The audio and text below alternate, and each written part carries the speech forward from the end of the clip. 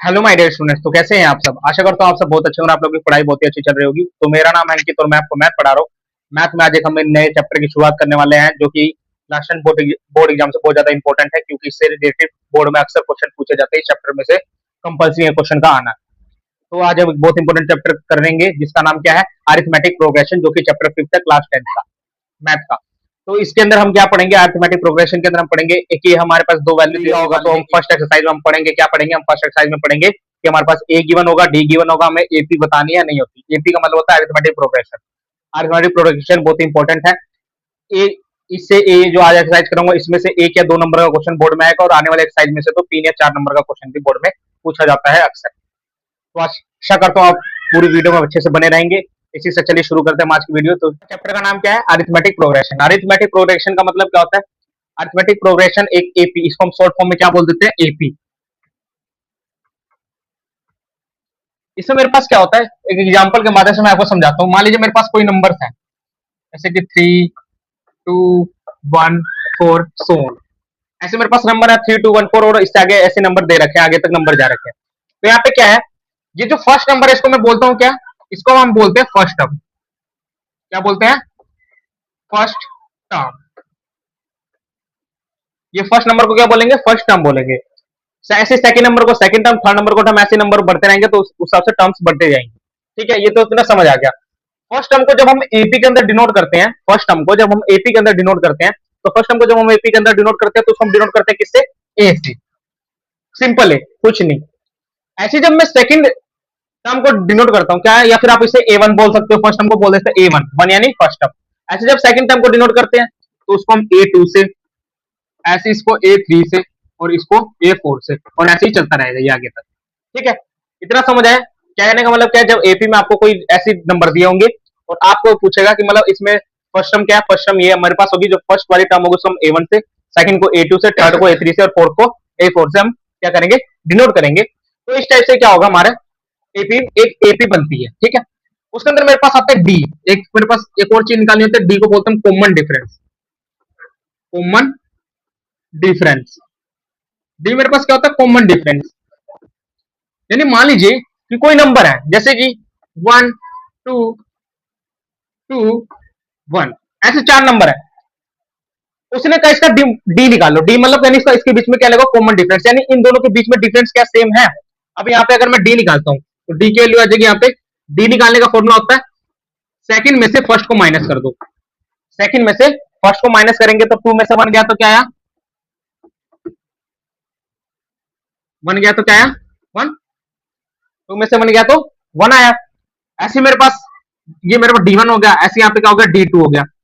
डी2 जब निकालेंगे तो डी2 कैसे निकालेंगे? ये जो थर्ड टर्म में से सेकंड को माइनस। ध्यान रखिए, जब भी आप डी निकालेंगे, पहले अगर डी1 निकालते हैं तो सेकंड में से फर्स्ट को माइनस, और जब उसके बाद आप डी2 निकालेंगे तो थर्ड में से सेकंड को माइनस, ना कि फर्स्ट को माइनस। थर्ड में से सेकंड को माइनस करेंगे, ना कि किसको? फर्स्ट को माइनस नहीं करेंगे। तो डी के अंदर तो ये बहुत ही इंपॉर्टेंट है। तो यहाँ पे अगर डी2 निकालूंगा तो मेरे पास हो जाएगा A3 minus A2. A3 minus A2. A3 minus A2 अगर मैं करता हूँ, ए3 मेरे पास है 2, और ए2, ए2 क्या है? डेबिट क्या है? 2। 2 में से 2 क्या? 0। क्या मुझे बताइए इनके बीच का जो डिफरेंस है सेम आ रहा है? बिल्कुल नहीं आ रहा। इनके बीच का डिफरेंस तो 1 आ रहा है, इसके बीच का डिफरेंस क्या आ रहा है? 0। तो मेरे पास एपी नहीं होगी। एपी के लिए कंडीशन क्या होती है? उसका कॉमन डिफरेंस क्या होना चाहिए? सेम होना चाहिए। कॉमन डिफरेंस क्या होना चाहिए? सेम होना चाहिए। ठीक है, तो एक बार आप इसे कंप्लीट को नोट कर लें। बेसिक डिफरेंस है, बेसिक चीजें। तो बस एक क्वेश्चन है, क्वेश्चन कहता है right first 4 terms of an AP. Right first 4 term of an AP. AP की पहली 4 क्या लगानी है? मुझे टर्म निकालनी है। तो एपी की पहली 4 टर्म, यानी मेरे पास पहली टर्म तो होगी क्या? A1, second A2, third A3, and fourth A4. यही 4 टर्म होंगी। तो ए1 को तो मैंने पहले बताया, ए1 को हम लिखते हैं ए। ए1 मतलब ए। ए मेरे पास क्या दिया हुआ? 10।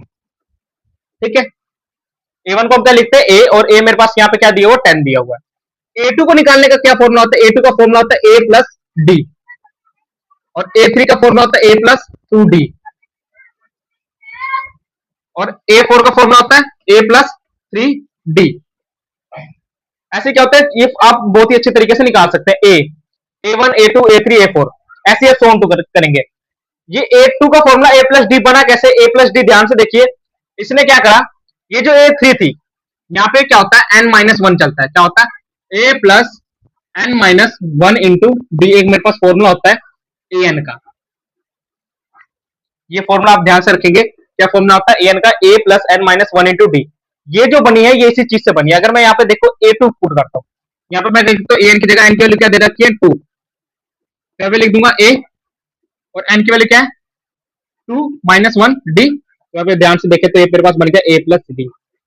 ये बहुत ही इंपॉर्टेंट ट्रिक है, अगर आपको कभी भी फॉर्मूला कोई किसी भी एन टर्म का फॉर्मूला निकालना हो तो आप इस फॉर्मूले से क्या कर सकते हैं, बहुत ही अजीब तरीके से उसकी वैल्यू निकाल सकते हैं, ए प्लस डी। तो यहाँ पे क्या बना, ए प्लस डी, ऐसे यहाँ पे ए प्लस टू डी, ए प्लस थ्री डी, आप यहाँ पे एन की जगह पुट करेंगे, थ्री फोर भी पुट करेंगे तो आपके पास यही फॉर्मूला। यहाँ पे हम क्वेश्चन करते हैं, तो ए वन मेरे पास क्या आता है, ए टू क्या होता है, ए प्लस डी, ए मेरे पास है टेन और डी भी मेरे पास कितना है, टेन, तो हो गया 20।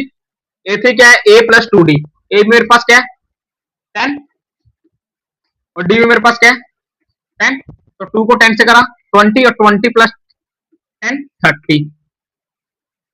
ए प्लस थ्री डी, ए मेरे पास क्या है 10, और 3 को 10 से करा, 3 10 30 और 10 40। तो मेरे पास वैल्यू आ गई, ए वन की वैल्यू 10, ए टू की वैल्यू 20, ए थ्री की वैल्यू 30 और ए फोर की वैल्यू क्या आ गई 40। तो इस टाइप से क्या निकला, अगर आप वो पूछ ले क्या ये एक एपी है, बिल्कुल है। एपी निकालने के लिए मैंने पहले बताया आपको क्या निकाल देंगे, डी वन निकाल लो। अगर आप डी वन निकाल के देखो, डी वन मेरे पास है क्या होगा, a two minus a one, a two minus a one. तो a two minus a one के लिए क्या करूंगा, 20 में से 10 को क्या कर दूं, माइनस करूंगा, क्या आ जाएगा 10 आ जाएगा। ऐसे मेरे पास क्या निकालूंगा, डी टू, डी टू के लिए क्या करूंगा, ए थ्री में से ए टू को माइनस कर दूंगा, ए थ्री मेरे पास क्या है 30 और माइनस का ए टू यानी 20, क्या आ गया 10। क्या दोनों डी की वैल्यू सेम आ रही है, बिल्कुल आ रही है। जब दोनों डी की वैल्यू क्या आ रही है, सेम आ रही है, तो क्या हो जाएगा, ये मेरे पास डी वन और डी टू निकल जाएगा इसी तरीके से, बहुत ही अच्छी तरीके से।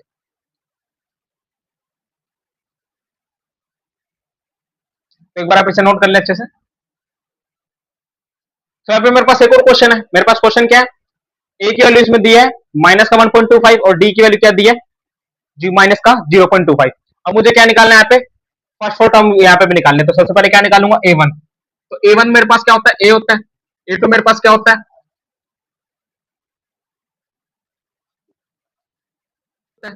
ए थ्री मेरे पास क्या होता है, ए प्लस टू डी, और ए फोर मेरे पास क्या होता है, ए प्लस थ्री डी।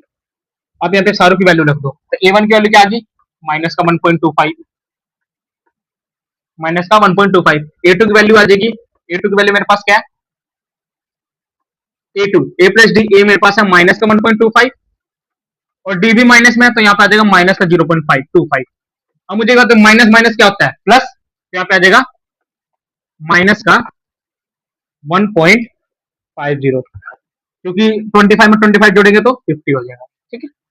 ऐसे यहाँ पे माइनस का 1.25 प्लस में 2 को माइनस के 0.25 से मल्टीप्लाई करना।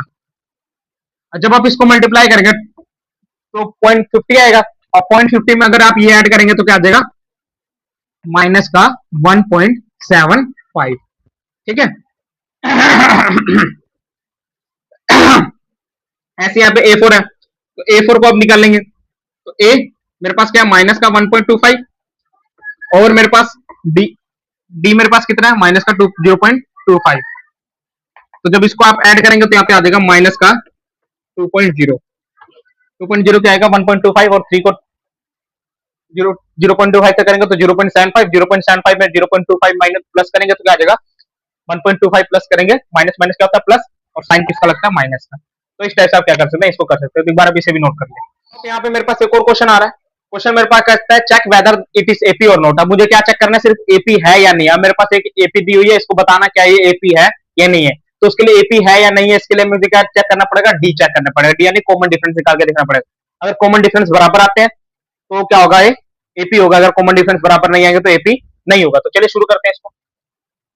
तो यहाँ पे सबसे पहले क्या निकालूंगा, डी वन निकालता हूँ। डी वन का फॉर्मूला होता है ए टू माइनस ए वन। तो ए टू वैल्यू माइनस का 6, और ए वन मेरे पास ध्यान से देखेंगे आप, माइनस का 10 और बीच में माइनस है यहाँ पे, और यहाँ पे क्या है माइनस का, माइनस से क्या हो जाएगा साइन प्लस में हो जाएगा, तो जाएगा माइनस का 6 प्लस का 10 क्या आ जाएगा प्लस का 4।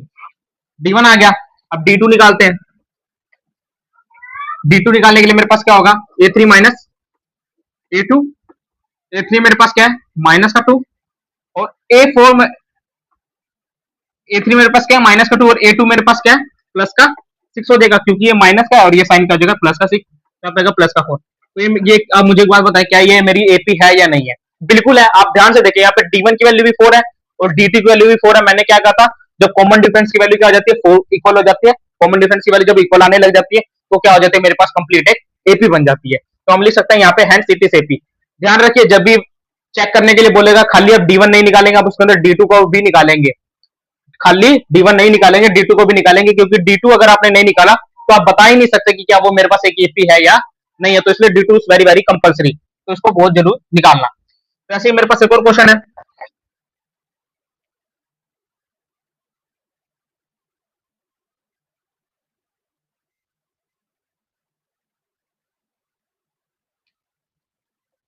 वन का स्क्वायर, थ्री का स्क्वायर, फाइव का स्क्वायर, सेवन का स्क्वायर। यहाँ पे मेरे पास क्वेश्चन है, वन का स्क्वायर, थ्री का स्क्वायर, फाइव का स्क्वायर, सेवन का स्क्वायर। वन का स्क्वायर क्या होगा, वन, थ्री का स्क्वायर 9, फाइव का स्क्वायर 25, और सेवन का स्क्वायर क्या हो जाएगा 49। मुझे चेक करना क्या है मेरे पास ये एपी है या नहीं है। तो सबसे पहले क्या निकालूंगा, D1, D1 निकाल लूंगा। D1 का formula A2 minus A1, A2 यानी 9 इक्वल टू 9 माइनस 1, क्या ये मेरे पास क्या बन गया, 8 बन गया। ऐसे यहाँ पे निकालूंगा क्या, D2, A3 minus A2, A3 मेरे पास दिया हुआ है 25, और A2 मेरे पास है, A2 क्या है मेरे पास, A2 है मेरे पास 9। तो यहाँ पे हो गया 16। क्या ये मेरे पास एपी है, बिल्कुल नहीं है। आप ध्यान से देखें, यहाँ पे 8 आ रहा है और यहाँ पे क्या आ रहा है, 16 आ रहा है। यहाँ पे 8 आ रहा है, यहाँ पे क्या आ रहा है, 16 आ रहा है। तो जब ये डिफरेंट आ रहा है तो ये मेरे पास क्या होगी, एक एपी टर्म नहीं होगी। ठीक है, तो आप इस तरीके से क्या कर सकते हैं, आप एपी को बहुत ईजी तरीके से चेक कर सकते हैं कि या वो मेरे को टर्म एपी है या नहीं है। एक बार अभी से नोट कर लें, फिर आपको मैं आपको कुछ क्वेश्चन प्रैक्टिस से ले दूंगा। तो यहाँ पे मेरे पास क्वेश्चन है, फर्स्ट क्वेश्चन है मेरे पास, चेक वेदर, इसमें ये जो दो क्वेश्चन है इसमें आपको बताना है ये एपी है या नहीं है। और ये जो सेकंड क्वेश्चन है, इसके जो दो पार्ट है, इसके अंदर आप मुझे इसके अंदर आप बताएंगे कि क्या इसकी फोर टर्म निकलनी है, क्या निकालनी है, इसकी फोर टर्म निकालनी है इस सेकंड पार्ट के अंदर। तो क्वेश्चन को आप एक बार नोट कर ले अच्छे से, इसका स्क्रीनशॉट ले लें आप।